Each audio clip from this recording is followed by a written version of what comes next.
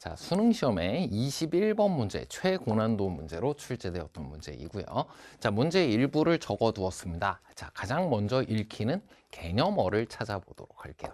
자, 바로 여기에 있는 방정식의 서로 다른 실근의 개수라는 것이 우리에게 매우 익숙하고도 그리고 쉽게 느껴지는 개념어임을 바로 확인할 수가 있고요.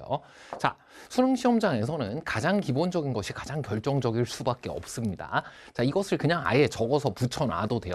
가장 기본적인 게 가장 결정적인 거다. 자, 다른 데로 갈 필요가 없습니다. 1년간 여러분이 열심히 공부했는지를 수능 시험날 물어봐야 되기 때문에 안 중요한 걸 물어볼 수가 없어요. 다시 말해서 학습 목표에서 벗어난 것을 물어볼 수가 없습니다. 자, 이 방정식이라는 녀석에 대해서 자, 내가 얼마나 익숙한지 한번 체크해 보도록 할게요. 자, 지수 혹은 로그에서 2의 세모제곱이 2의 네모제곱이랑 같다라고 한다면 이것을 가지고 세모와 네모가 서로 같다. 자, 이런 결론을 낼 수 있기 때문에 지수 방정식, 로그 방정식 이런 것들 물론 그 용어 자체는 교과서에서 삭제됐습니다만 간단하게 이 결론 지점을 이용해 놨을 수 있을 거예요. 자, 근데 이 부분에 대해 이게 하나의 독립학습 목표로 되어 있어요. 지수 로그 함수의 활용이라는 겁니다. 자, 이것은 그냥 단순한 계산술인 것이 아니라 지수 로그 함수의 활용이라고요. 자, 그래서 그 기본 원리를 함께 알아두는 것이 시험장에서 이러한 개념어를 그것도 4점 문제, 최고난도 문제 등에서 만났을 때 내가 이게 뭘 가지고 있는 게 있어. 그래서 이 리소스를 활용할 수 있어. 이렇게 되기 위해서는 이것의 기본 원리까지 알아두어야 된다. 심지어 이것은 이 지수 로그 함수 단원의 최종 목적 지점에 해당해요. 현재 교과서 상으로는 이게 이 지수 로그 함수 단원을 공부하는 이유이기도 하다고요.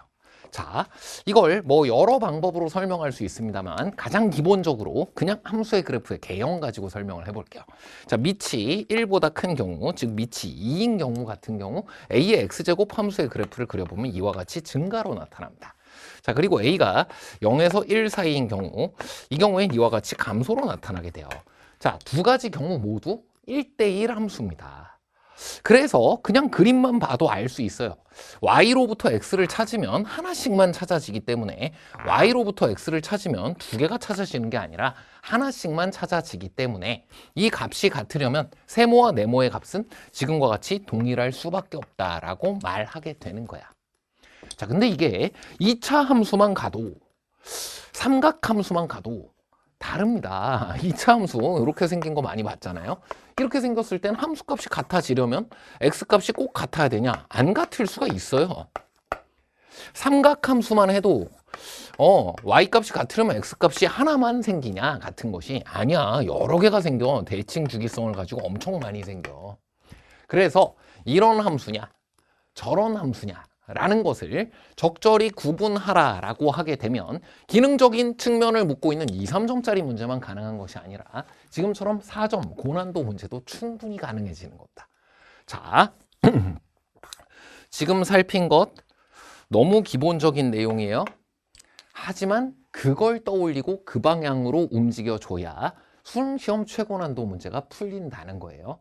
그래서 우리가 앞으로 가져야 될 자세, 뭔가 하늘에서 뚝 떨어지는 그와 같은 발상을 통해서 수능 시험을 맞출 수 있다라고 잘못 생각하고 있는 것이 아니라고 한다면 우리에게 이미 익숙한 내용들이라고 해도 그 개념어에 좀 집중해 주세요. 학습 목표에 좀 집중해 주세요. 이건 앞서 지수 로그 함수에서 이거 일정한 비율이라서 이렇잖아요. 그 비율이 계속 동일하기 때문에 사실 다양한 다른 것도 이용할 수 있었지. 근데 거기서 나타나게 되는 가장 기본적이면서도 단순한 측면입니다. 1대1이라는 거. 혹은 증가만 하거나 감소만 하는 거라는 거. 하지만 그것만으로도 엄청나게 특별한 특징이라는 거야. 다른 함수들은 갖지 못한 특징이기 때문에 삼각함수 단원에서는 이와 같은 활용을 학습 목표로 따로 공부하지 않잖아. 지수 로그 함수에서는 독립학습 목표로 이와 같은 결론 지점을 공부하잖아. 결코 작은 것이 아니라고요. 자, 여기에 익숙하다라고 한다면 바로 이 문제는 21번 문제인데 좀 과장 보태자면 21초면 충분합니다. 자, 보도록 할게요. 이러한 함수 fx 방정식인데 이게 서로 다른 실근의 개수를 조사하고자 하는데 이런 1대1 함수잖아? 그럼 보나 마나 그냥 한 개가 답이야. 그 1대1 함수인가 봤어요. 아니야. 두 개가 나뉘어 있어. 그래서 하나의 이런 함수라고 말할 수가 없어요. 이런 함수는 아니구나 일단. 자, 그래서 양수, 음수를 나누어서 그래프를 그려봐야 된다라는 결론 지점에 첫 번째로 도달하게 되는 겁니다. 너무나 자연스러운 도달 지점이에요. 이게 이런 함수였다라고 한다면 그려볼 필요가 없는 거야. 그럴 때는 딱딱 한 개다라는 것을 알고 있는데 뭐 하러 그려. 근데 이거 1대1 함수가 아닐 수 있는 거잖아. 그러니까 그려봐야 된다는 거예요. 여기까지만 왔어도 어렵사리라도 이 문제를 다 맞출 수가 있게 됩니다. 자, 그 다음을 생각해 볼게요. 절대값을 떼고 생각해 보겠습니다. 만약 절대값이 없다고 한다면 왼쪽은 증가하는 지수함수일 겁니다. 이렇게. 오른쪽은 증가하는 로그 함수고요. 여기 정의역 방금 21번에서 살폈던 거 생각해보면 점근선이 마이너스 4까지 와 있기 때문에 왼쪽부터 이렇게 올라가는 걸 거예요. 그래서 여기서부터 시작되니까 괜찮아. 이런 식으로 갈 거야. 오케이. 자, 이렇게 되었을 시에는 y 이퀄 t랑 많이 만나봐야 몇 개예요? 최대 2개밖에 못 만납니다. 왜? 이게 1대1이고 이게 1대1이기 때문에 너 최대 1개, 너 최대 1개밖에 못 만난다고요. 이 경우에는 최대 2개, 즉 GT의 최대값이 4가 나오는 것이 불가능하다 이거예요. 4 자체가 지금 현재 이 문제의 결정적인 힌트였던 거네. 자, 그럼 그 다음을 또 보도록 할게요. 최대 2개, 이러면 안 돼. 자, 그럼 절대값 기호가 없다? 아니, 있다고 하더라도 이게 꺾이는 지점이 없다고 한다면 어떤 경우에 그렇게 될 수 있을까요? 왼쪽에서 지수함수인데 뭐 이런 식으로 그려졌어. 그럼 얘는 절대값 씌워주면 이렇게 돼버릴 거 아니에요. 그럼 여전히 감소로 1대1이 만들어지는 거지. 자, 그리고 우측도 생각을 해보면 이 로그 함수가 아예 원래 이랬던 거야. 그럼 이건 절대값을 씌워도 요거 그대로잖아요. 꺾이는 곳이 안 생기게 된다면 여전히 같은 일이 벌어져서 최대 2개가 될 겁니다. 왼쪽도 오른쪽도 안 꺾인다면 최대 만나봐야 2개인 거잖아. 결론, 왼쪽도 꺾여야 하고 오른쪽도 꺾여야 한다. 왼쪽이 안 꺾이거나 오른쪽이 안 꺾이면 이 GT의 값은 4가 될 수가 없다. 최대 3밖에 안 된다. 한쪽만 꺾이면 3이 되는 거예요. 자, 그것을 그려서 판단해도 됐지만 지금은 논리적으로 판단해 보았습니다.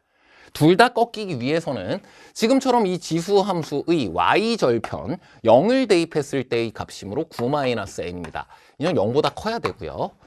자, 그 다음 이 로그 함수의 y절편 0을 대입해주면 2-n입니다. 이 0보다 작아야 돼요. 이 둘을 같이 설명해 주게 되면 n은 2에서 9 사이가 되어야 되고 3, 4, 5, 6, 7, 8까지가 가능하고 모두 더해주게 되면 둘씩 손잡고 가우스 초등학생과 함께 계산해주면 11 곱하기 3 정답은 33이 되는 것을 확인할 수 있었습니다. 자, 문제에서 확인해야 될 중요한 부분, 바로 지수 로그 함수의 활용으로 우리가 학습 목표상 공부했던 거니까 매우 중요한 것이지만 이미 그 가치는 희석이 좀 돼 있어요. 나한테 너무 당연해. 하지만 이게 우리가 이 지수 로그 함수라는 것을 위해서 많은 걸 공부하잖아요. 막 지수 로그 연산 공부하고 뭐 하고. 그래서 지수 로그 함수의 그래프의 개형을 공부한 후에 마지막에 내릴 수 있었던 중요한 함수의 그래프가 이렇게 생겼기 때문에 내릴 수 있었던 소중한 결론을 이용하는 것이었다. 그렇지 않았을 때와 구분하라는 문제는 얼마든지 수능 시험장에서 최고 난도 변별력으로 우리에게 주어질 수 있다. 이 문제를 통해 다시 한번 생각하시길 바랍니다.